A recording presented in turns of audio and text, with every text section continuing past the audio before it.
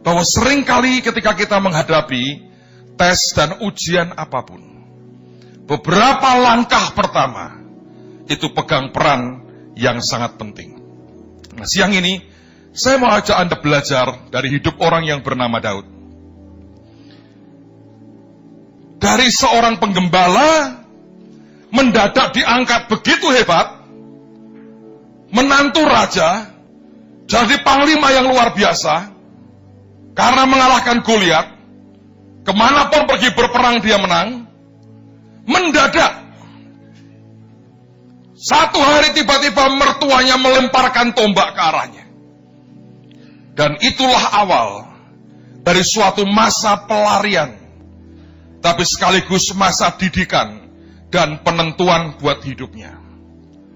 Dia menghadapi persoalan, kesulitan yang begitu besar, dan dari tantangan itulah kita lihat Daud pergi mengembara selama belasan tahun. Kemarin ketika saya membaca Alkitab, saya merenungkan firman ini, Tuhan berkata, "Nak, kamu lihat kemana dia pergi pertama-tama ketika dia harus lari dari kejaran Saul. Lihat beberapa tempat awal yang dia kunjungi.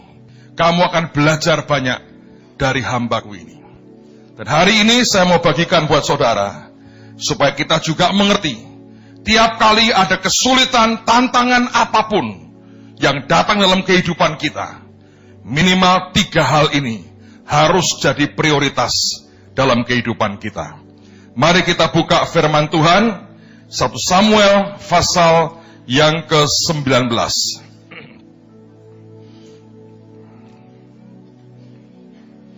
Saya baca mulai ayat yang ke-17 sampai dengan ayat yang ke-24.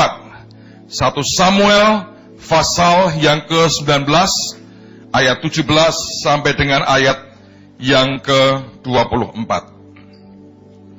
Berkatalah Saul kepada Mikal, "Mengapa engkau menipu aku demikian itu dan melepaskan musuhku pergi sehingga ia luput?" Tetapi jawab Mikal kepada Saul, "Ia berkata kepadaku, biarkanlah aku pergi. Apa perlunya aku membunuh engkau?" Setelah Daud melarikan diri dan luput, sampailah, perhatikan yang pertama, ia kepada Samuel di Rama dan memberitahukan kepadanya segala yang dilakukan Saul kepadanya. Kemudian pergilah ia bersama-sama dengan Samuel dan tinggallah mereka di Nayot. Ketika diberitahukan kepada Saul demikian, ketahuilah Daud ada di Nayot dekat Rama. Maka Saul mengirim orang-orang suruhan untuk mengambil Daud. Tetapi orang-orang ini melihat sekumpulan nabi kepenuhan dengan dikepalai oleh Samuel, dan roh Allah hinggap pada orang-orang suruhan Saul, sehingga mereka pun kepenuhan seperti nabi. Lalu hal itu diberitahukan kepada Saul. Ia mengirim orang-orang suruhan yang lain, tetapi orang-orang itu pun juga kepenuhan seperti nabi. Saul mengirim sekali lagi orang-orang suruhan, rombongan yang ketiga, dan orang-orang ini pun juga kepenuhan. Lalu ia sendiri pergi ke Rama. Sesampainya ke dekat perigi besar yang di Seku, bertanyalah ia, katanya, "Di mana Samuel dan Daud?" Jawab orang, "Ada di Nayot dekat Rama." Lalu pergilah ia ke sana, ke Nayot dekat Rama, dan pada dia pun hinggaplah roh Allah. Dan selama ia melanjutkan perjalanannya, ia kepenuhan seperti nabi, hingga ia sampai ke Nayot dekat Rama. Ia pun menanggalkan pakaiannya, dan ia pun juga kepenuhan di depan Samuel. Ia rebah terhantar dengan telanjang sehari-harian dan semalam-malaman itu. Itulah sebabnya orang berkata, apakah juga Saul termasuk golongan nabi? Saudara sekalian, ini yang pertama. Ketika Daud akan dibunuh oleh Saul, maka yang terlintas pertama adalah nama Samuel. Dan dia cari Samuel, dia ceritakan apa yang Saul kerjakan atas dirinya. Dan kalau Anda membaca cerita ini, bukan Samuel yang memproteksi Daud, tapi roh Tuhan yang melindungi Daud. Sehingga 3 kali suruhan Saul dipenuhi roh Tuhan. Mereka kepenuhan, mereka mulai bernubuat kayak nabi, sampai mereka lupa tugasnya apa. Yang terakhir Saul sendiri datang, dipenuhi roh Tuhan, dan kali ini, karena hidupnya tidak berkenan, maka dipermalukan Tuhan. Seharian dia telandang, dan terjadi di depan Samuel. Apa yang Tuhan mau katakan buat setiap kita? Ini sebuah pelajaran yang sangat penting. Setiap kita sebetulnya, Tuhan itu punya latar belakang ketika Tuhan memanggil kita dan mengurapi kita. Ada hal-hal yang sebenarnya Tuhan itu sudah berikan kepada kita. Ada pengurapan yang Dia berikan kepada kita. Daud mengerti, hanya orang yang tahu siapa dia di depan Tuhan. Hanya orang yang tahu pengurapan seperti apa yang telah dia terima dari Tuhan. Kepada dialah maka Daud itu datang. Dia tidak pernah bisa datang kepada manusia yang lain. Karena sesungguhnya hanya Samuel yang tahu mengapa sampai Daud mengalami seperti itu. Seperti dia mau berkata, Nabi, apa yang sudah Tuhan mulai, sekarang dalam tahapan seperti ini. Dan dia berkata, aku kembali kepadamu. Kembali kepada pengurapan awal, di mana engkau dipakai Tuhan mengurapi aku.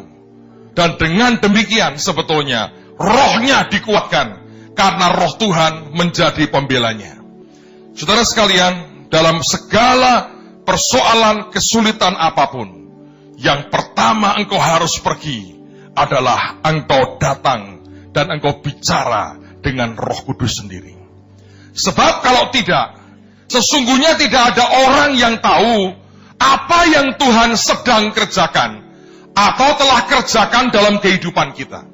Mungkin 1-2 hamba Tuhan mengerti saudara, tapi mungkin tidak ada yang tahu. Dan yang tahu adalah rohnya. Kalau kita sungguh-sungguh mau berkata, Tuhan, apapun yang terjadi, maka kita mesti tanya, datang, lari kepada rohnya. Saudara akan dikuatkan manusia rohmu. Dan tidak banyak orang Kristen yang mau mengerti akan hal ini. Kata Rama artinya high place, atau tempat yang tinggi. Daud datang ke tempat yang tinggi, tempat di mana orang yang pernah dipakai mengurapi dirinya ada. Dan di situ hanya Samuel yang memahami siapa orang muda yang datang ketakutan hari itu menghadap kepadanya. Dan hanya Samuel yang tahu persis apa yang Tuhan rencanakan buat orang muda ini. Dan karena itulah Samuel berani taruh dirinya, meresikokan dirinya untuk menampung Daud beberapa saat ketika orang muda ini datang kepadanya. Kalau kita tidak pernah mau belajar, selalu lari kepada roh Tuhan dan cari akan wajahnya dan mengerti apa yang Dia mau, seringkali masalah kita justru tambah besar. Tahun 94 saya mengalami peristiwa yang sangat tidak enak. Gereja mengalami perpecahan. Dari awal kami memulai sudah dengan sangat tidak sehat, dan ujungnya tahun 94. Pada waktu itu sebetulnya gereja juga sedang krisis keuangan. Gedung kami yang lama itu sudah hampir disita oleh bank. Saya buat kebodohan dengan beli gedung gereja pakai utang uang bank. Saya dengar sekarang bank tidak mau ngutangi gereja. Itu bagus sekali saudara. Jadi gereja dipaksa beriman, ya toh, supaya tidak ada orang yang melakukan kebodohan seperti yang saya buat. Karena orang sekarang nggak mau ngutangi gereja, kalau nggak dibayar, mau diambil, demo sekarang. Susah kan saudara? Nanti suara opini masyarakat berkata, ini kan tempat ibadah. Takut kualat juga sama Tuhan, nggak bisa nyita banknya takut, lalu berkata, nggak ada pinjaman buat gereja. Saya bilang baguslah. Jadi kita harus beriman. Kalau sungguh Tuhan mau akan terjadi. Kalau tidak, ya tidak terjadi apa-apa. Nah waktu itu nggak begitu. Kita dapat pinjaman. Dan dalam keadaan sangat kritis. Pada saat itu sebetulnya 6 bulan kami nggak bisa bayar bunga bank. Dan bank mulai nagih, mereka mulai foto gereja untuk persiapan dilelang dan disita. Wah, itu pengalaman yang mengerikan. Di saat-saat seperti itulah separuh dari jemaat saya pergi. Memang belum banyak, pada waktu kami 200 orang kira-kira. Tapi 200 hilang separuh, lumayan loh saudara. Dan Tuhan itu baik sih, tetap Tuhan itu baik. Karena minggu pertama mereka pergi, entah dari mana, ada tambahan orang kebaktian kira-kira 100. Jadi ruangan itu tetap seperti semula aja tuh. Orang itu baru sadar kita pisah, pecah itu 3 bulan kemudian. Kenapa bisa begitu saudara? Pada waktu hari mereka pamit, dan itu sebagian besar orang inti saya pergi, sebagian besar. Orang inti saya pergi, yang tinggal cuma 2-3 orang, tapi sebagian besar pergi. Sampai semua orang, pendeta-pendeta berkata, yang salah mana yang benar mana kan sudah ketahuan. Yang pergi berapa banyak, yang ditinggal berapa banyak. Pastilah yang pergi ini kan orang-orang inti semua. Ini nggak bener nih pendetanya, semua ngomong begitu. Di tengah-tengah keadaan seperti itu, Anda mungkin bertanya, Bapak sakit nggak? Sakit. Tidak ada sambil ketawa-ketawa, saya bilang, pecah ya kita ya, asik ya. Enggak. Bohong tuh saudara. Sakit-sakit. Saya masih ingat satu hari saya menghadap Tuhan. Saya bilang, Tuhan, apa yang harus aku buat? Saya berkata begini, 3 tahun, 4 tahun lalu, Engkau yang perintahkan aku memulai gereja ini. Sekarang ini keadaan seperti ini. Aku datang kepadamu dalam keadaan tercabik-cabik. Tapi aku hanya mau berkata 4 tahun lalu, Engkau yang perintahkan aku memulai gereja. Aku yang sudah berkata berkali-kali, aku bukan gembala, aku gak bisa menggembalakan. Tapi Engkau terus berkata, ini maumu. Dan sekarang saya berkata, saya gak nyalahkan Tuhan. Aku datang kembali kepadamu dalam keadaan seperti ini. Gedung gereja hampir disita. Dan separuh dari saudara-saudara saya pergi, dan mereka mendirikan gereja sendiri. Saya masih ingat sebagian dari mereka bicara dengan orang di luar. Mereka berkata, aku ini orang dalam. Maksimal 3 bulan lagi, ini gereja akan tutup. Jadi di Semarang semua mengerti berita bahwa utang kita nggak kebayar, dalam 3 bulan kita pasti akan disita. Dan itu semakin saya dengar, bukan makin menguatkan iman, enggak saudara, itu makin menyakitkan. Dan saya ngadep ke Tuhan, saya bilang, Tuhan, ini keadaannya, tercabik-cabik seperti ini, setelah 3 tahun, hampir 4 tahun, dan aku tidak tahu harus berbuat apa. Pada waktu itu Roh Kudus menghampiri saya. Saya masih ingat dia kuatkan hati saya. Dan kemudian Tuhan berkata begini. Saya lihat sebuah penglihatan.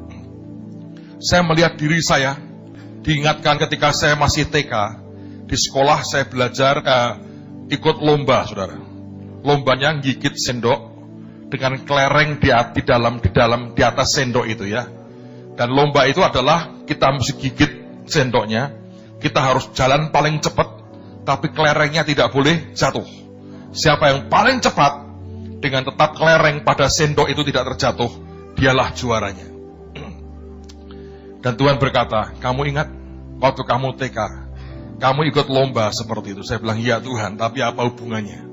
Hubungannya nak, ini saatnya kau berlomba dengan cara seperti itu.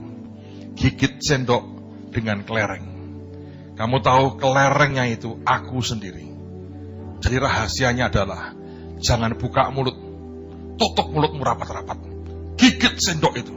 Jangan bersuara. Sekali kau bersuara, jatuh kelerengnya. Kamu kehilangan teman, kamu kehilangan jemaat, kamu bisa kehilangan aku. Dan saya bilang, Tuhan, suara di luar sangat tidak benar. Suara di luar sangat menyakitkan. Suara di luar semua diputar balik. Masakan aku nggak boleh ngomong? Tuhan berkata, nah, mereka juga anak-anakku. Jangan lukai mereka. Jangan sakiti mereka.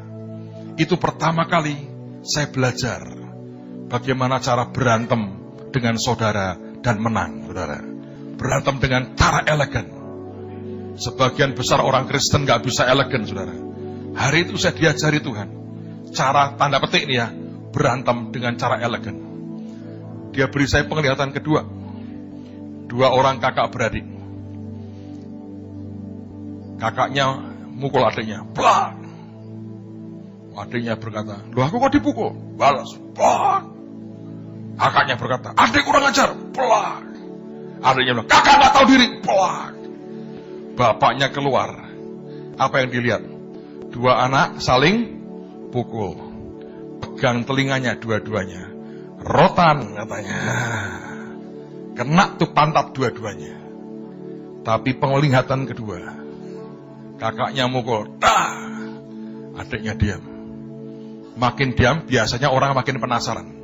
Gitu. Mukul lebih keras. Das. Sakit. Dia teriak. Papa. Beraninya teriak. Mukul lagi. Das. Papanya keluar. Lihat adiknya memar mukanya. Kakaknya lagi begini. Apa yang terjadi? Silahkan tebak sendiri.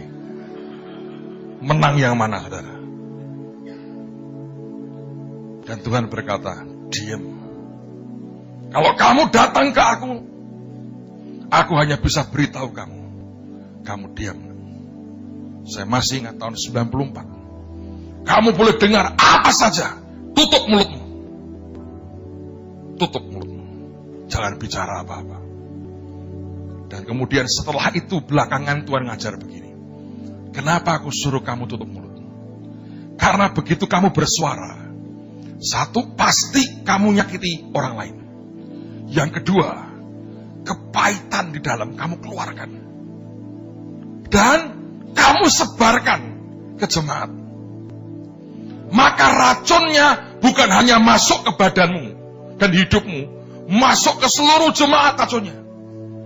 Jadi seluruh jemaat keracunan semua. Kalau sudah kepahitan semua, gak mungkin kau mendekat kepadaku. Aku tidak bisa dengan orang yang kepahitan datang dan aku memberikan hadirat. Gak bisa. Tapi kalau engkau bawa mereka ke aku, engkau masuk dalam hadiratku, sampai aku menetralisir semua racun dalam hidupmu, nanti kamu akan lihat Tuhan akan bertindak dengan luar biasa. Saudara, hari itu saya belajar menahan semua sendiri. Saya bahkan dengan staf saya yang masih tertinggal tidak mau sharing apapun tentang peristiwa yang terjadi. Saya tutup mulut. Saya baca buku rohani. Saya nyembah Tuhan. Saya banyak dengerin kaset khotbah. Dan saya sharing firman. Seakan-akan tidak terjadi apa-apa. Makanya jemaat yang lain gak kerasa. 3 bulan kemudian baru kaget mereka. Loh Pak, ternyata itu begitu ya? Saya berkata begini, dalam rangka mengembangkan kerajaan surga. Ya toh, perlulah kerajaan Tuhan diperluas. Saya gak pernah berkata, ya itu adalah para pemberontak itu, Korah, Datan, Abiram. Enggak, saudara. Terkutuklah, enggak. Tuhan bilang, jangan sampai keluar kata-kata itu dari mulut. Saya hanya ngomong 2-3 kalimat. Terus ajak mereka nyembah Tuhan lagi. Dilawat Tuhan, sudah lupa, saudara. Saya berkata, ayo fokus ke Tuhan. Cari Tuhan. Dan di situ saya melihat, dalam hitungan waktu yang sangat singkat, Tuhan membuat perbedaan. Hari ini, tempat di mana teman-teman saya itu beribadah, sudah tidak ada kebaktian lagi. Close. Sekian tahun lalu, selesai. Tapi sekian waktu itu, Tuhan beri kami gedung. Sampai ada Holy Stadium, sampai dengan hari ini. Secara pribadi, saya tidak bermusuhan dengan mereka. Satu di antara mereka adalah seorang dokter. Ibu saya, almarhum, ketika beliau masih hidup dan sakit, selalu datang ke dokter teman saya itu. Nah, dokter ini punya ayah, juga sudah dipanggil pulang. Ayahnya penggemar khotbah saya. Jadi kalau dia ke rumah bapaknya, dia selalu dengar suara saya. Tapi kalau mami saya sakit, dia mesti datang ke rumah saya, ngobatin mami saya. Hubungan jadi baik, tidak ada permusuhan. Kita berteman, walaupun tidak satu gereja. Tapi ujungnya saya berkata, aku berterima kasih Tuhan. Tidak ada kepahitan, tidak ada apa-apa. Satu langkah pertama benar, langkah berikutnya kan luar biasa. Kalau saudara menghadapi tantangan, ada orang siapapun yang meragukan saudara, mempertanyakan akan kredibilitasmu, tidak mempercayai saudara, menghina engkau, merendahkan engkau. Jangan pernah biarkan itu racun menggerogoti hidupmu dan kemudian engkau sebarkan kepada orang lain.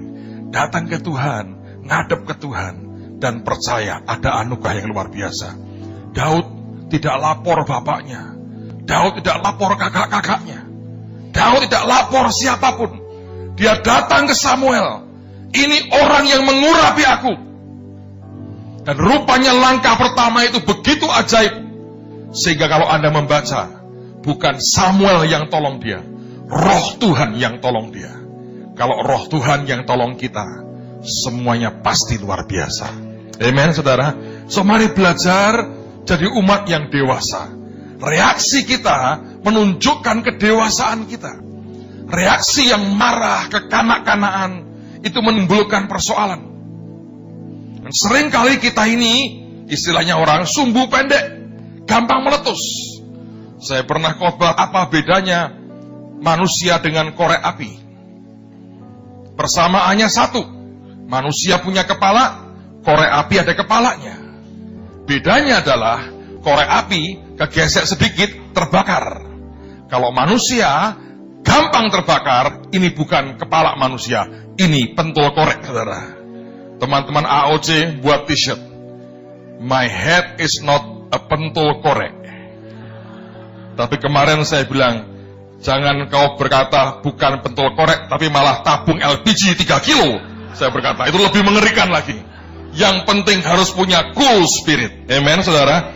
Apapun yang terjadi, tidak masalah. Yang penting reaksinya. Sama ketika sekolah, mau ulangan ujian seperti apa nggak masalah. Yang penting jawaban kita, reaksi kita dengan apa yang kita hadapi. Kalau langkah pertama sudah salah, maka seluruhnya akan salah. Mari belajar dari Daud. Ini orang yang luar biasa. Dia datang ke Rama, datang ke Samuel, dan dia berkata, ini yang terjadi. Roh Tuhan yang bela dia. Tapi kemana dia pergi setelah itu? Yang kedua, lihat di pasal yang ke-20.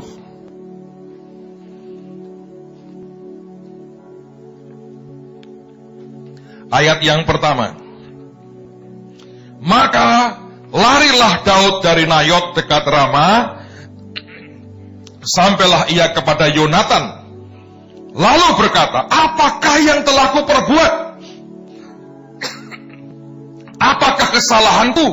Dan apakah dosaku terhadap ayahmu, sehingga ia ingin mencabut nyawaku? Saya lompat ayat yang ke-17. Dan Yonatan menyuruh Daud sekali lagi bersumpah demi kasihnya kepadanya, sebab ia mengasihi Daud seperti dirinya sendiri. Saudara, dalam keadaan kesulitan apapun, saya mau berkata begini, temukan saudara yang sejati. Daud gak pergi ke yang lain. Dia tahu yang mengasihi dia siapa. Dan dia tahu cuma satu nama. Samuel mengerti pengurapannya. Tapi Yonatan, orang yang mengasihi dia dan tahu destininya. Karena Yonatan pernah berkata, kalau kelak engkau jadi raja menggantikan ayahku, aku jadi orang nomor 2. Ini orang yang punya kasih yang sangat tulus. Sejujurnya hari-hari ini makin jarang kita jumpai orang dengan kasih yang tanpa pamrih, dengan kasih yang tulus. Tapi sebenarnya gereja, orang percaya, haruslah kumpulan orang-orang yang saling mengasihi dengan tulus. Saudara, kalau Anda membaca suratnya Paulus tentang seluruh selengkap senjata Allah, perhatikan, semua yang dipakai, yang digambarkan dia itu, punya satu kelemahan. Apa itu? Alkitab berkata tentang perisai. Orang bawa perisai itu arahnya ke depan atau ke belakang? Hah? Depan kan? Oke. Tutup dada, breastplate. Depan atau belakang? Depan. Perisai di depan, menghadapi musuh di depan. Tutup dada, musuh di depan. Lalu ada pedang roh. Itu sebetulnya itu pedang pendek. Pedang untuk perang jarak dekat. Itu kalau Anda bawa pedang itu begini atau begini? Depan atau belakang? Depan.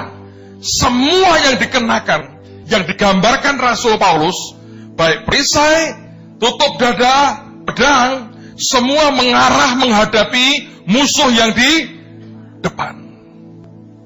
Yang belakang, saudara, Anda boleh lihat tentara Roma. Yang belakang nyaris tak terlindung. Siapa yang melindungi, Pak?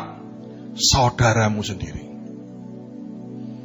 Kalau kita bisa hidup dalam sebuah fellowship yang ajaib, saling melindungi, bukan melindungi kejahatan loh ya, tapi secara kasih saling menjaga, itu luar biasa.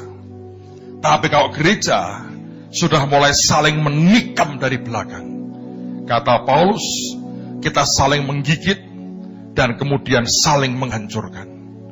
Dan itu yang mengerikan. Daud punya sahabat yang mengasihi dia seperti dirinya sendiri. Sayang Yonatan tidak pernah berani ambil keputusan meninggalkan bapaknya dan ikut dengan Daud.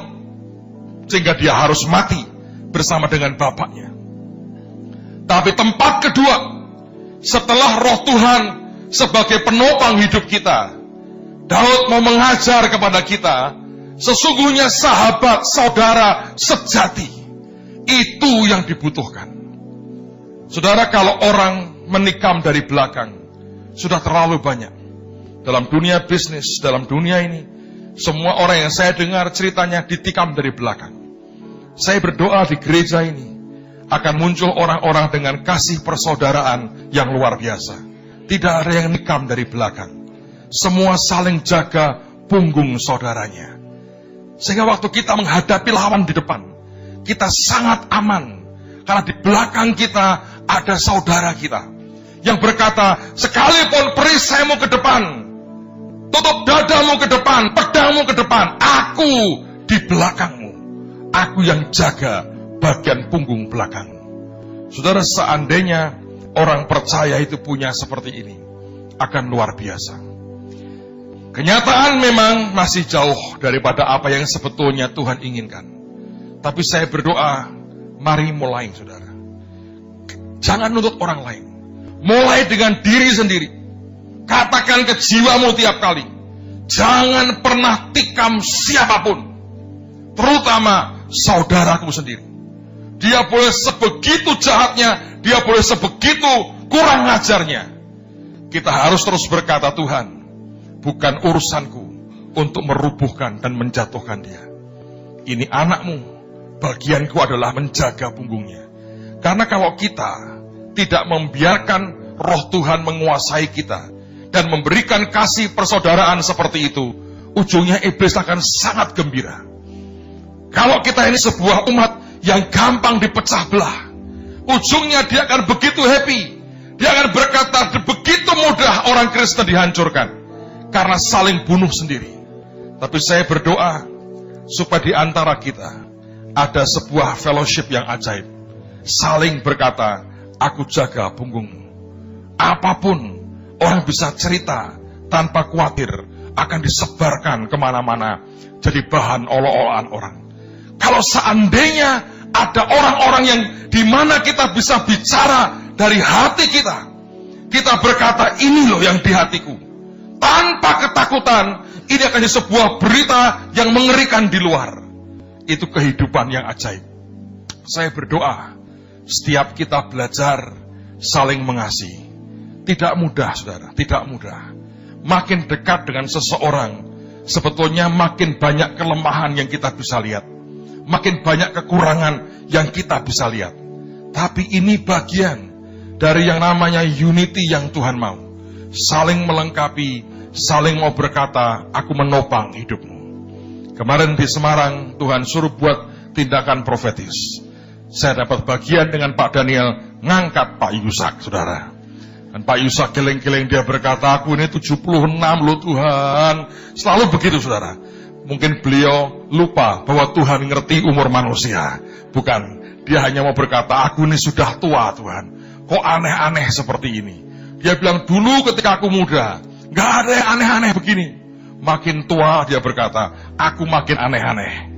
Tapi kalau Anda mengerti ya, kami kalau berenam kumpul doa, jangan berpikir bahwa beliau itu yang mengarahkan, harus ini, harus ini. Beliau itu orang yang diam, memberikan keseimbangan. Dia hanya bagiannya ngecek, mendoakan. Kalau perlu ditegur, dia tegur. Kalau perlu dimarahi, dia marahi. Perlu diomongin.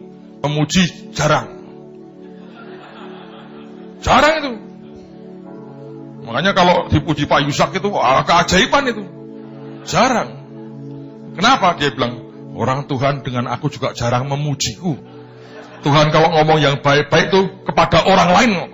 Jadi dia nurut, ikut-ikutan Tuhan, saudara. Jadi kita ini biasa dengan begitu. Belajar untuk makin dewasa, belajar saling menopang. Oh, tidak mudah.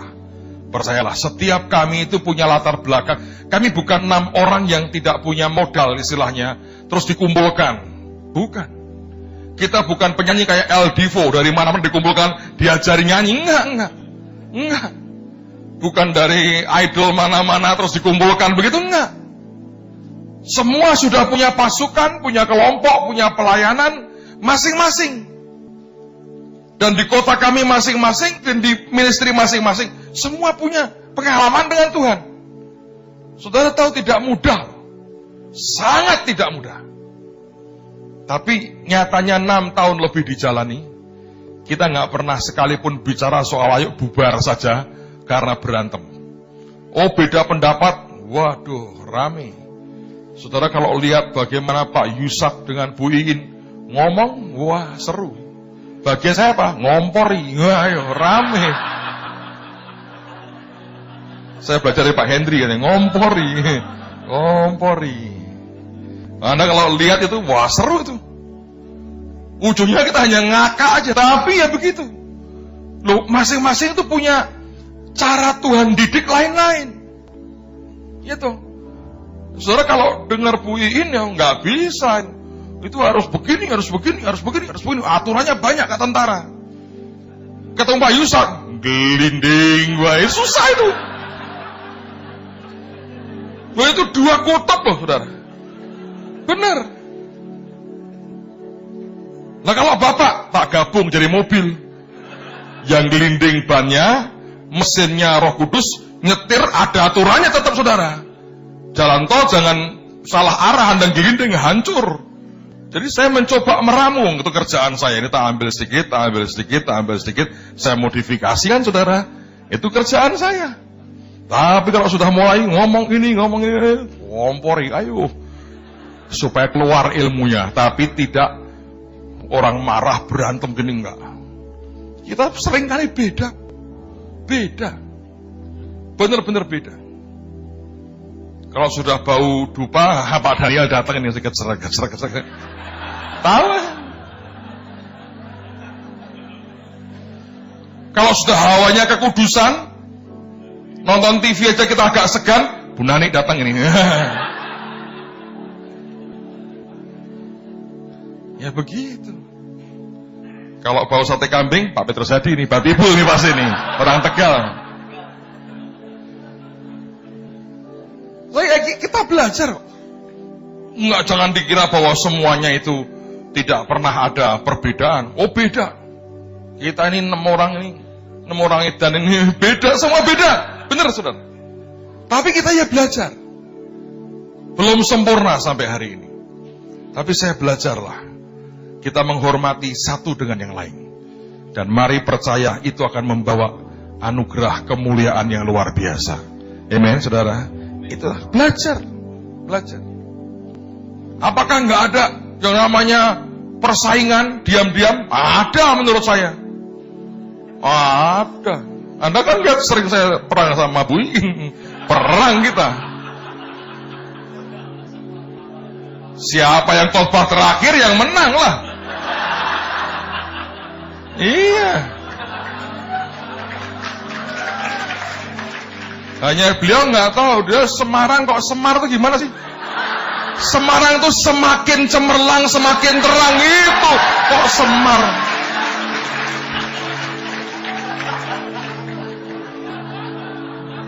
Ada perbendaraan kata yang kurang komplit di beliau rupanya. Nah tapi kalau dia yang khotbah ya saya diem aja sudah. Iya dong. Ya perang mau apa? Rame lah. Tapi ya saya menikmati sih. Dan saya mau berkata buat saudara, seringkali saya pernah ngalamin ini tidak di luar kelompok Batra. Ini terjadi sudah lama sekali. Dan saya selalu belajar begitu ya. Tuhan itu lihat sikap hati. Sikap hati. Sikap hati kita nggak beres, ya nggak beres. Dan memang dengan saudara ini bisa begitu gampang. Ini kejadian sudah lama sekali. Waktu itu kami belum bergereja, masih persekutuan. Di Semarang itu zaman saya masih SMA. Kami itu punya grup band, namanya Band Sangkakala. Zaman itu, wah, sudahlah orang Semarang, Jawa Tengah, semua tahu. Dan kami ini sering diundang untuk pesta kawin. MC-nya saya. Bukan kayak yang sekarang begini-begini, bukan saudara. Ini nginjil kami itu visinya. Tiap lagu itu saya khotbah 2 menit. Jadi kalau orang pesta kawin ngundang kami itu isinya KKR sebetulnya. Tiap lagu ada komentarnya. Komentarnya apa? Khotbah saya. 2 menit, 3 menit terus. Nah, waktu itu belum ngerti hadirat Tuhan. Hanya ngertinya gini, ngangkat tidak pujiannya, gitu aja. Ngangkat apa ya nggak jelas saudara. Pokoknya ngangkat tidak pujiannya, begitu aja. Nggak ada hadirat Tuhan, apa itu kita nggak kenal. Nah satu hari, tempat kami memang termasuk menurut saya secara pandangan mata nih. Ini musiknya paling oke lah dibanding dengan persekutuan lain atau gereja lain di Semarang. Satu hari kami mengundang hamba Tuhan dari kelompok lain khotbah tempat kami. Dan kami mengerti kelompok pemusiknya dia kacau lah pokoknya, termasuk kacau. Hari itu siangnya kami lagi kumpul, ada yang tanya gini, ntar saya khotbah. Oh pendeta ini. Ya, sudah dipanggil pulang sih beliau sekarang. Lalu yang satu ngomong gini, kita tunjukkan nanti ya, gimana pujian yang benar itu. Ya betul. Kita kalau ke sana sebel dengernya. Itu sombong nggak? Sangat itu. Leluhurnya sombong tuh ngomong begitu saudara. Kita berkata, kita tunjukkan nih, gimana caranya. Saya nggak ikut bicara, main musik nggak bisa. Tapi ikut mengangguk-anggukkan kepala saya. Anda apa? Sama sombongnya sebetulnya. Saudara, hari itu apa yang terjadi? Begitu kebaktian dimulai, pujiannya kacau balau.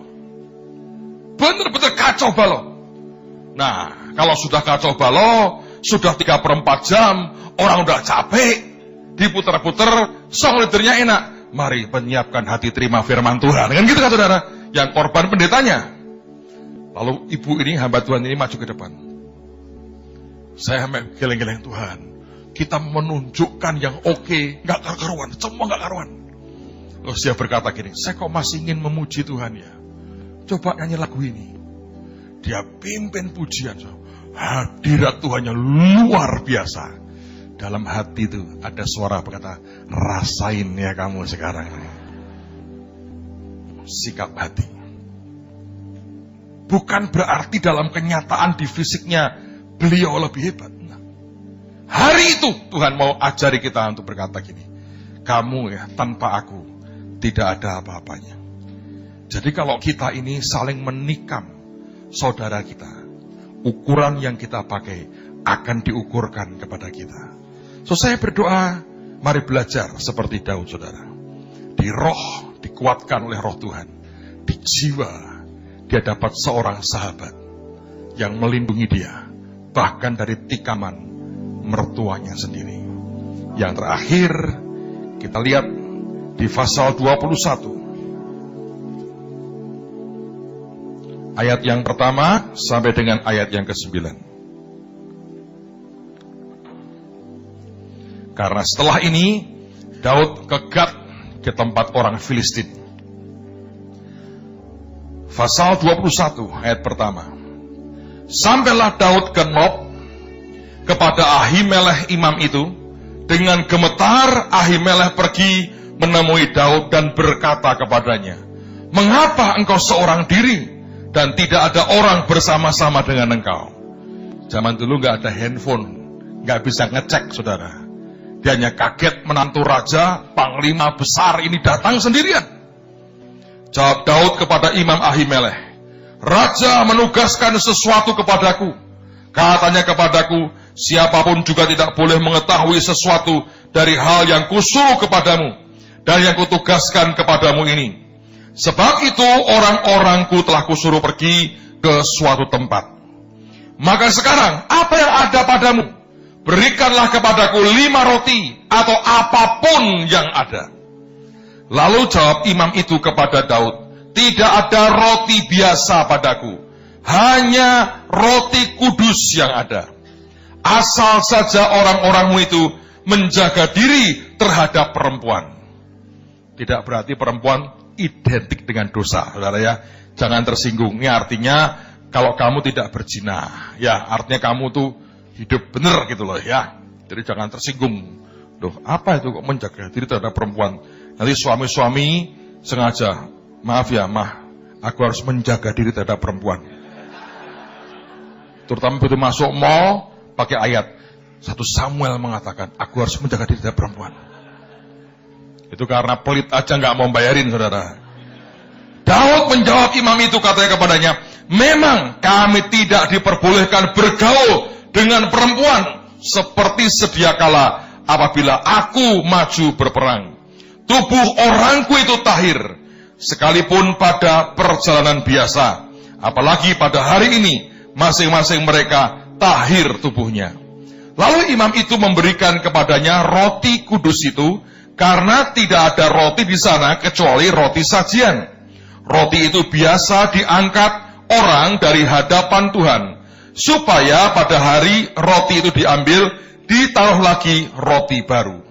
Maka pada hari itu juga ada di sana salah seorang pegawai Saul yang dikhususkan melayani Tuhan. Jadi Saul tidak pernah melayani Tuhan. Dia kasih pegawainya melayani Tuhan. Ini bedanya. Namanya Doeg, seorang Edom, pengawas atas gembala-gembala Saul.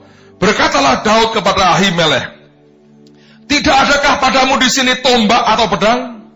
Sebab baik pedangku maupun senjataku tidak dapat kubawa karena perintah raja itu mendesak." Kemudian berkatalah imam itu, "Pedang Goliat, orang Filistin yang kau pukul kalah di lembah Tarbantin, itulah yang ada di sini, terbungkus dalam kain di belakang efod itu. Jika engkau hendak mengambilnya, ambillah. Yang lain tidak ada, hanya ini."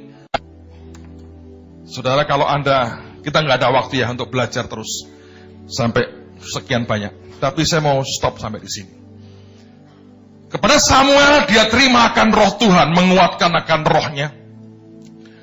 Bahwa pengurapan yang dia terima, Tuhan berkata, "Tidak hilang, nak. Aku pembelamu," kata roh Tuhan. Dia datang ke Yonatan, dijagai punggungnya, sehingga luput dari kejaran Saul. Tapi yang ketiga, dia datang di Nob. Kata Nob artinya adalah high places to worship. High places of worship, tempat tinggi, tempat dia menyembah. Dan di sana dia bertemu dengan imam. Dan di sana dia makan roti. Dan di sana dia punya pedangnya Goliat. Saudara, kalau Anda perhatikan, dia orang yang sangat mengerti. Setiap kali kesulitan itu muncul, roh, jiwa, tubuhnya harus utuh dilengkapi. Banyak orang asal lari, tapi tidak pernah mau menyiapkan dirinya. Daud mengerti, aku butuh makanan. Maka dia pergi ke Nob. Dia tahu ada roti di sana. Dan dia berkata, "Aku tahir, semuanya tahir. Berikan kepadaku." Dia makan roti dan dia berkata, "Punya senjata tidak?" Sebab untuk dia lari dari kejaran Saul, dia menyiapkan dirinya. Bahwa siapa tahu kelak harus menghadapi orang tertentu yang akan membunuhnya. Dan ajaibnya, di tempat itulah pedangnya Goliat ada.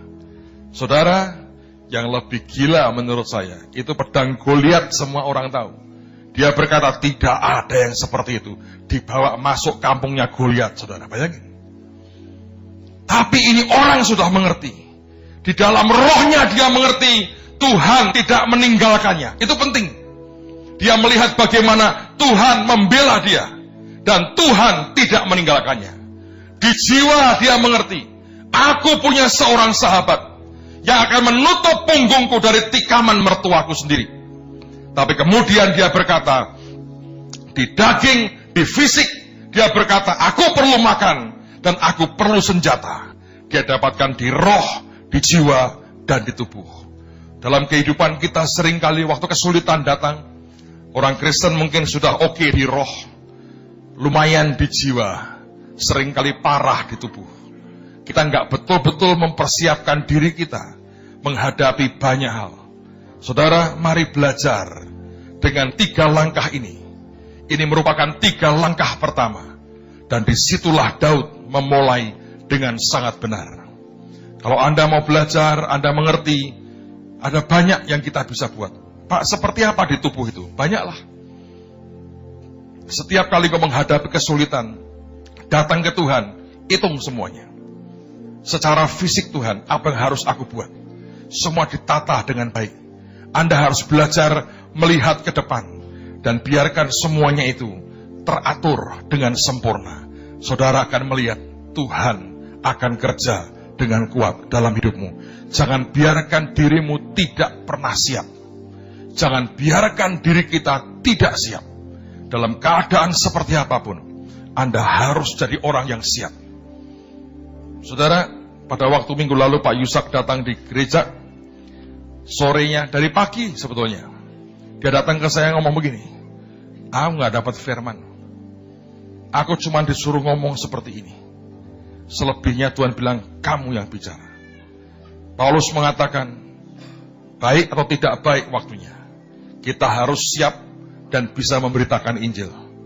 Dan di situ saya belajar, kalau saya bukan orang yang mau membiarkan Tuhan menyiapkan diri saya, Anda bisa gelagapan, saudara.